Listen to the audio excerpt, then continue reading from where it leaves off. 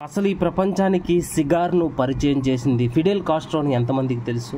Fidel Castro ఆ యొక్క క్యూబాలోని అందరికీ సిగార్ని ఎలా తయారు చేయాలో నేర్పించి దాన్ని ప్రపంచానికి పరిచయం చేసి ఆ దేశానికి ముఖ్యమైన ఆర్థిక వనరుగా ఎగుమతులతో ఫిడెల్ కాస్ట్రో అనే ఒక ప్రపంచాన్ని సృష్టించాడు.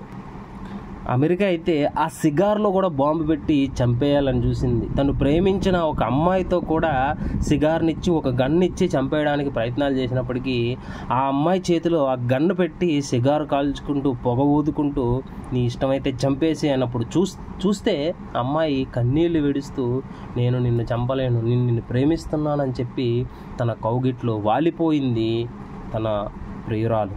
ఎంతమంది ఎన్ని రకాల ప్రయత్నాలు చేసినా ఆయన చావు ఆయన చేతుల్లోనే ఉంది. అదే ఫిడెల్ కాస్ట్రో యొక్క గొప్పతనం.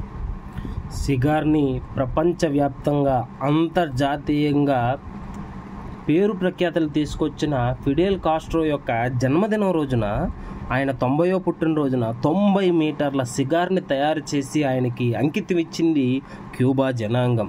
ఆయనకి అపురూపమైన బహుమతినిచ్చి వారి యొక్క ప్రేమను వారి యొక్క ఆదరణను వెలుబుచ్చింది క్యూబా యొక్క ప్రజల ఆ ప్రేమ.